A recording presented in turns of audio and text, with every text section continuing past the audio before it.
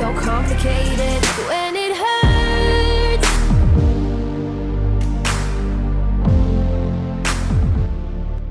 Yo guys, dan bertemu lagi bersama gue Rionis di MotoGP 23 Karir episode ke-115. Dan saat ini kita bakal kembali lanjutin petualangan dari Race Rio untuk MotoGP Karir season ke-7.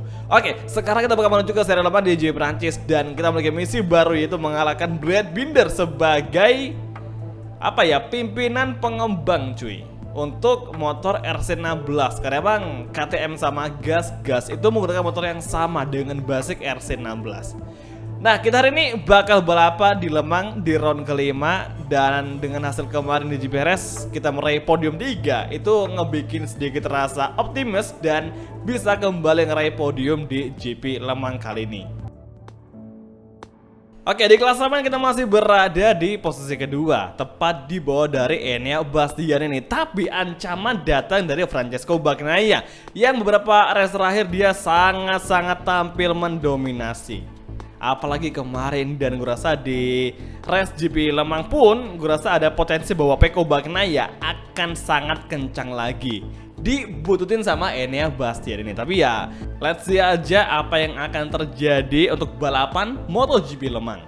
Oke, memasuki sesi kualifikasi, kita tembus ke Q2 dan kita ngelakuin hot lap dari waktu sisa 6 menit lagi dan ngelakuin beberapa putaran.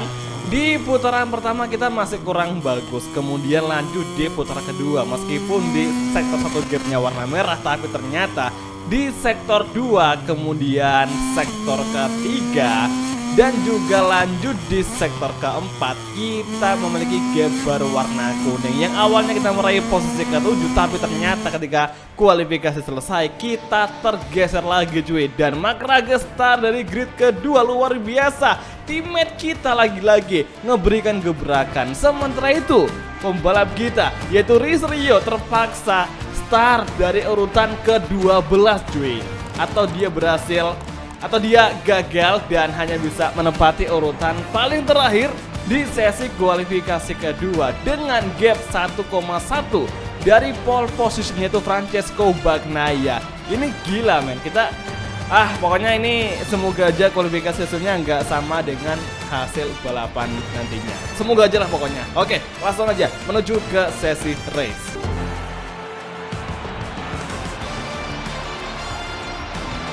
Terkadang sih kita agak ngerasa agak cemburu ngelihat seorang Marc Marquez sebagai teammate kita, apalagi dia rookie, itu bisa start dari front row.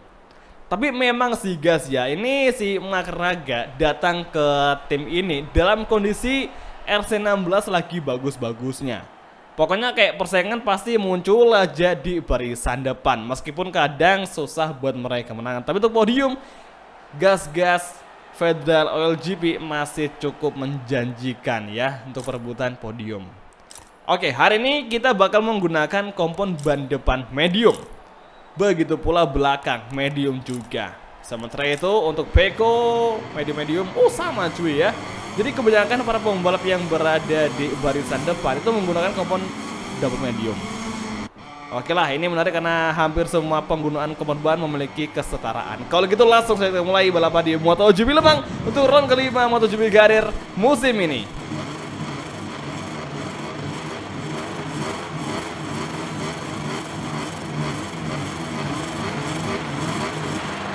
Oke semua, dan inilah dia untuk sesi race kelas MotoGP round kelima Le Mans Grand Prix.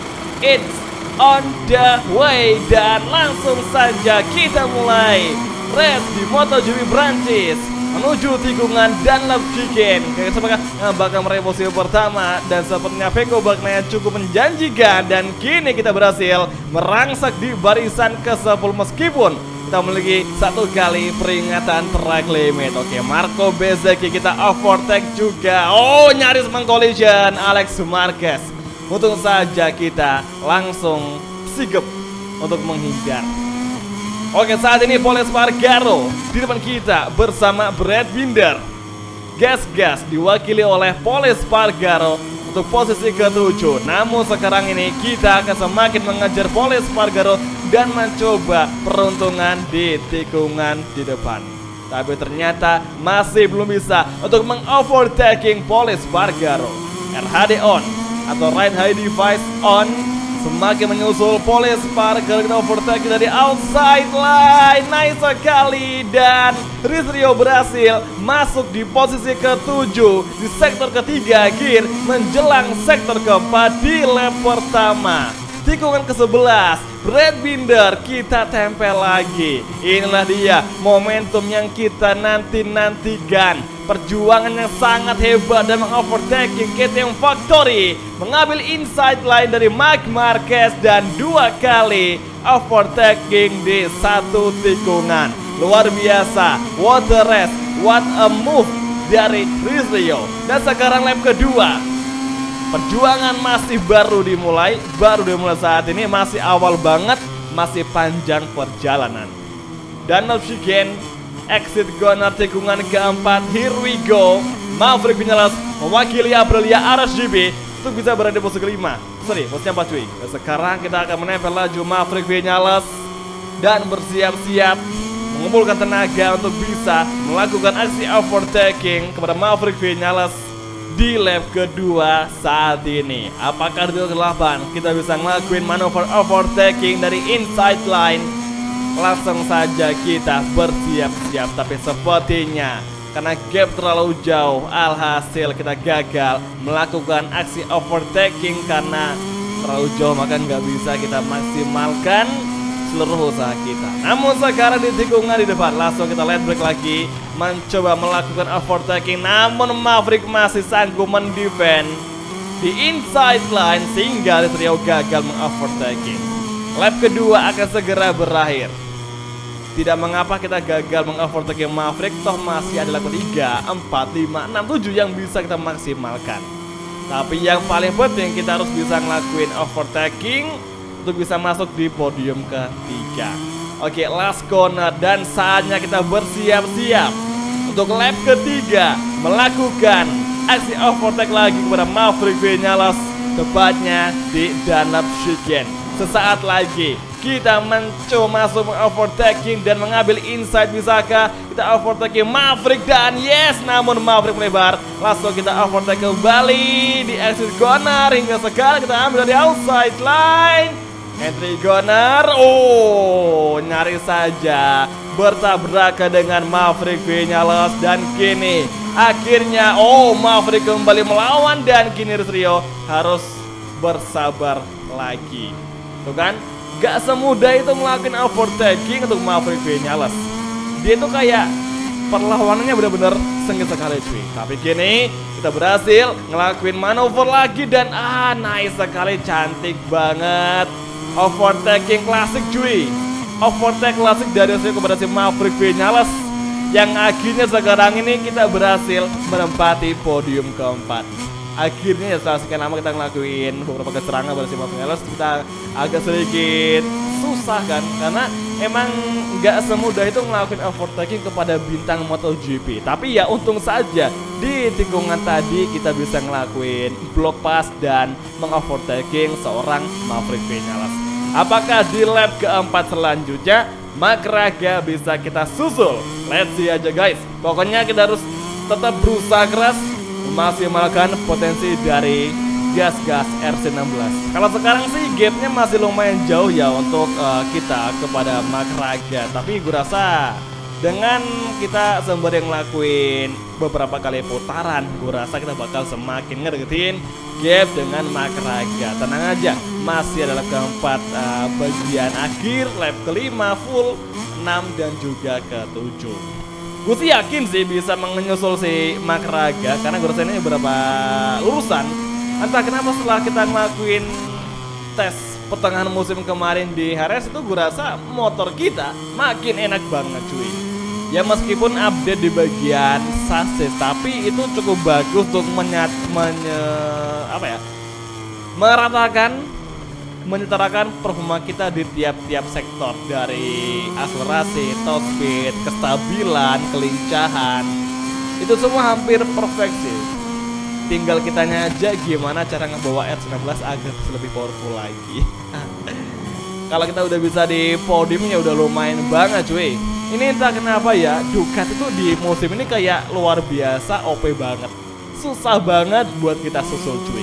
Jadi gue rasa untuk musim ini perjuangan kita ngeraih gelar juara dunia kayaknya agak sedikit susah ya, melihat performa dari Ducati seperti ini. Kalau misalkan Ducati performanya kayak gini terus hingga akhir musim, yang selalu berada di depan dari tim gas-gas, itu bisa dipastikan loh guys, kita nggak akan bisa meraih titel juara bersama gas-gas. Oke, saat ini kita lihat overtaking Wisaka dan masih belum bisa, tapi berhasil menempel laju dari Makraga. Oh my goodness man, kita menjadi fastest lap. Oke, fokus kali ini. Oh nice sekali, gila cuy, manuver kita bagus banget. Waktu kita oper ke gear 2 langsung enak banget buat nikung motornya. Tapi saat ini Makraga kembali melawan. Oh kan, ini teammate bukan abal-abal, Rookie of the Year cuy musim ini. Kita overtaking Makraga, side by side terjadi. Rookie, bukan sebarang rookie cuy, ini gila sih. Oke, kita overtake lagi Makraga dan nice akhirnya. Lagi-lagi di tikungan ke-8 kita berhasil mengovertaking. Tadi Vinales, sekarang Makraga. Di tikungan yang sama, entah kenapa di turn ke-8 enak banget buat mengovertaking. Sambil ngeblok pas itu asli enak banget cuy. Oke, tinggal 2 lap lagi dan kalau bisa kita ngerebut podium 2 dari Enea Bastian ini.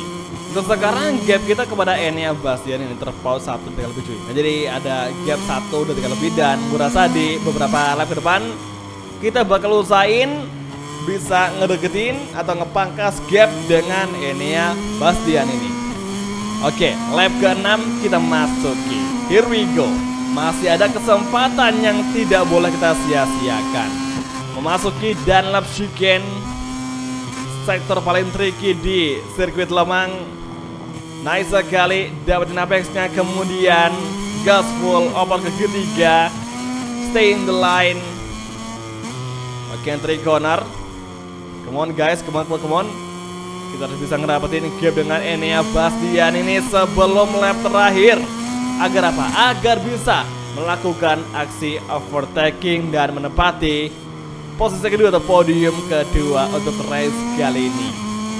Sementara itu Francesco Bagnaia berhasil membuat gap yang sangat jauh sekali dengan rivalnya yang berada di belakang, di mana Pecco Bagnaia sangat tampil menjanjikan, tampil overpower, menjadi seorang raja di musim ini.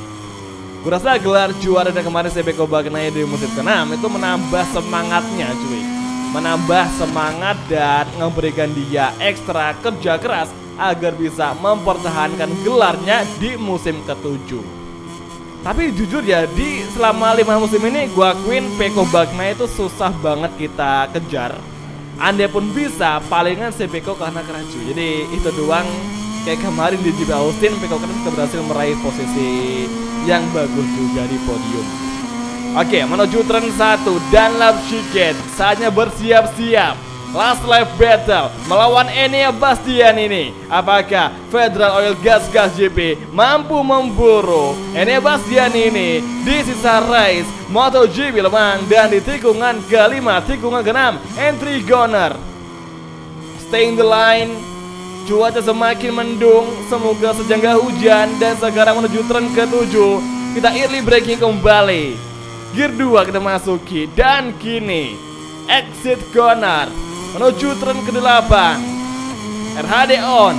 Langsung saja Rizrio bermanuver mengovertaking, namun ternyata cukup jauh sehingga kita melebar. Sangat disayangkan, wobble terjadi sehingga kita malah lebar. Namun sekarang masih ada waktu yang bisa kita maksimalkan.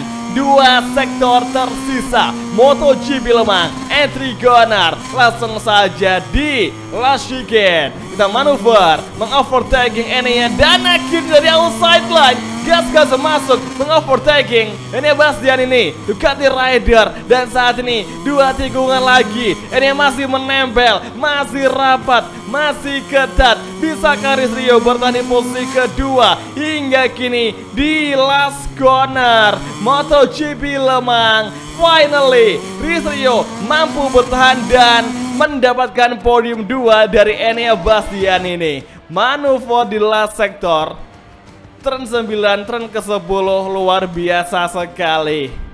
Disitulah Enea Bastian ini kalah dari Rizrio, pembalap dari Federal Oil Gas Gas GP. Sementara itu, hasil bagus juga diraih oleh Makraga meskipun dia start dari grid kedua. Namun tidak mengapa meskipun dia gagal meraih podium. Toh juga ini merupakan musim debutnya yang lagi-lagi apa? Dia seorang rookie yang masih perlu belajar lebih banyak lagi agar bisa meraih hasil maksimal di kemudian hari. Sementara itu di klasemen rider kita sayangnya turun cuy. Gara-gara Peko yang semakin tangguh kita turun di posisi ketiga. Tapi gapnya masih rapat cuy dengan jarak 6 poin dari Enea Bastian ini, yang berarti 3 besar masih bisa berubah-ubah. Misalkan persaingan masih seperti ini di antara 3 orang ini juga. Makin gak sabar buat race ke depan yaitu di Italian Grand Prix. Jadi oke semua, langsung aja mengakhiri video kali ini. Terima kasih nonton dan sampai ketemu lagi di video MotoGP Garut untuk episode selanjutnya. Thank you, bye dan ciao guys. Sampai jumpa.